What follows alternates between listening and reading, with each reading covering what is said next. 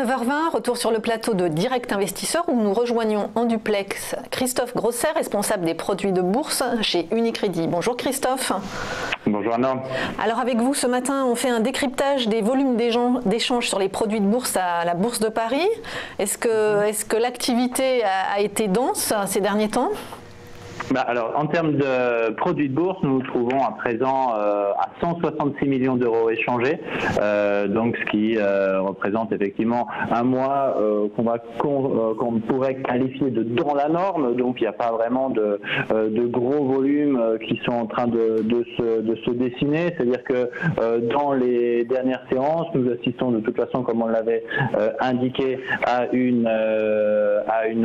repli de la volatilité. Donc, on peut effectivement reprendre notre graphique hebdomadaire de la volatilité où on voit que le moment où les marchés s'étaient peut-être un peu agités en début de mois est en train de passer, hein, donc une volatilité sur l'Eurostoxx qui est repassée sous les 15 points, donc qui retourne effectivement sur un niveau relativement bas.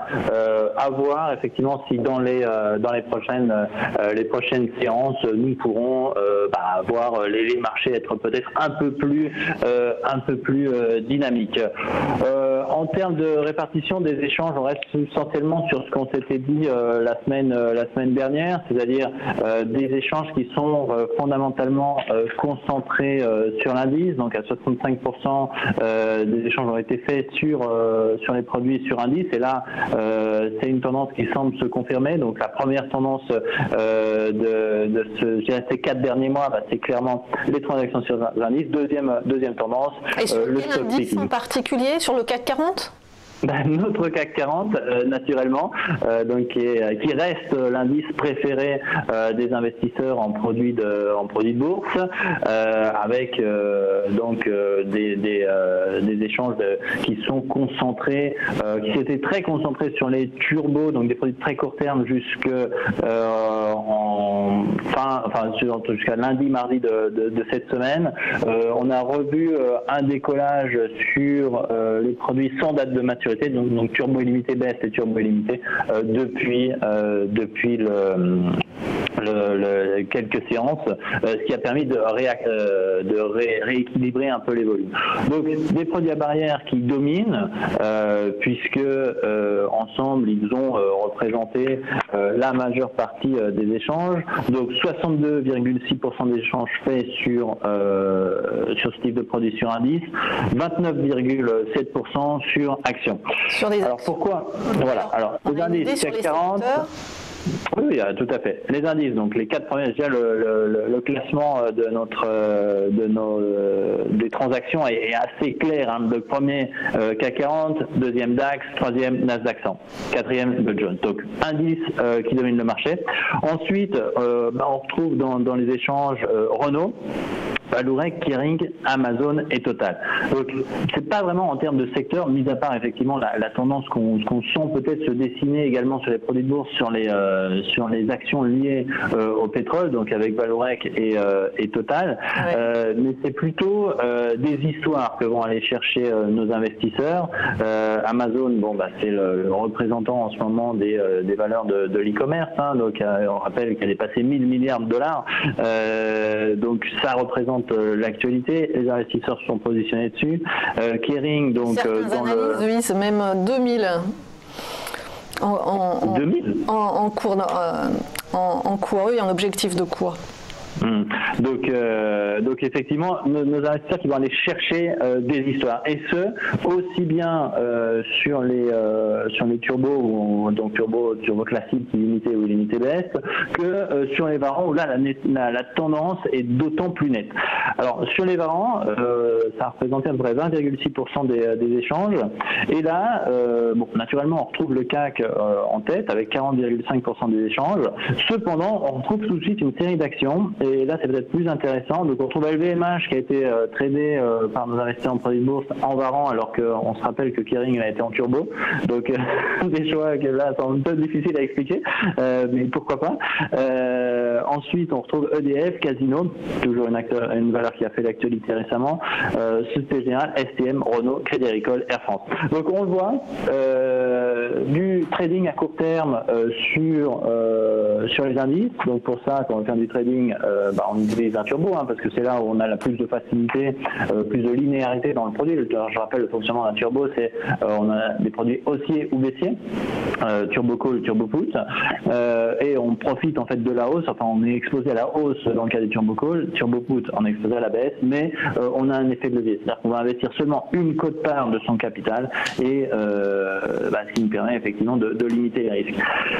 Action, c'est des histoires, toujours des histoires qui se présentent sur le marché, et donc là on a les valeurs qui font l'actualité. Alors c'est un peu nouveau. Et que des grosses valeurs quand même. On reste sur les valeurs du CAC. Oui, de toute façon, en ce moment, je pense que toute la tendance, et on le voit dans les rendez-vous qu'on a, on a fait un webinaire la semaine dernière où on a parlé effectivement des opportunités du moment, d'ailleurs qui est disponible sur notre site bourse.unicredit.fr pour ceux qui souhaiteraient le reprendre. Il y a 3 des scénarios sur les 5 qu'on a présentés qui sont encore valides. Sur les grosses valeurs, oui, parce qu'il nous reste finalement 3 mois, donc on rentre dans l'automne. Il nous reste 3 mois pour clôturer l'année. On le sent bien, des retours qu'on peut avoir de qui investit en produits de bourse ou des personnes qui nous appellent. Tout le monde cherche en faire un peu à préserver son année. On a eu fondamentalement un bon premier semestre. Donc l'utilisation des produits de bourse se fait en ce moment sur de façon ponctuelle pour, aller chercher une opportunité, un coup peut-être à faire pour se faire plaisir sans devoir mobiliser un capital qui soit trop important. Et dans ce cadre-là, l'utilisation des produits à levier, est l'un des instruments qui est à disposition simple des investisseurs en produits de bourse. Et dans ces rendez-vous clients, Christophe, est-ce que vous sentez qu'il y a une incompréhension des investisseurs pour ce qui se passe actuellement, le manque de visibilité, notamment sur le CAC 40, où il y a une sérénité et en tout cas une protection Si on parle de sentiment des investisseurs, si je comprends bien votre question, alors là c'est relativement simple. Si on regarde comment on mesure le sentiment des investisseurs de façon générale, donc plus des investisseurs institutionnels, nous allons utiliser la volatilité. Donc c'est pour ça qu'on essaye de suivre cet indicateur, et on l'a dit en ce moment, on est dans un scénario où la volatilité depuis quelques séances se recontracte de nouveau. Donc un sentiment qui reste effectivement avoir des investisseurs qui n'ont pas on l'a vu, il y a des moments, la grosse différence de cette période de marché par rapport à la période de calme-plat qu'on avait connue l'année dernière ou au premier trimestre, c'est qu'il y a des moments de volatilité, mais on vient très très vite corriger. Donc le marché se perd, mais en l'espace de 5 à 10 séances, la volatilité vient à rebaisser. Pour ce qui est des investisseurs individuels, on regarde le ratio entre call et put, donc qui investit de façon haussière et qui investit de façon baissière. Là, on part de l'équilibre du marché qui est 2 tiers de haussiers, 1 tiers de baissiers. Et là, en l'occurrence, on est à 60% de haussiers contre 40% de baissiers. Donc, c'est pas encore un vrai signal. Donc, on peut dire dans les dernières séances, on n'a pas de fort signal d'incompréhension de la part des investisseurs. On est plus dans des stratégies qu'on pourrait qualifier de pragmatiques, où on va faire du trading sur indice avec des turbos. Quand il y a une valeur sur laquelle il y a une actualité qui peut bouger, donc on va le faire avec là encore des produits de bourse à levier, des turbos lorsqu'on pense que ça va baisser, ou des varans, ça va monter, des varans si on pense que ça va baisser, parce qu'on peut bénéficier dans le cadre du varan de l'augmentation de la volatilité également, et donc de renforcer encore plus notre scénario. Merci beaucoup Christophe Grosset, responsable des produits de bourse chez Unicredit.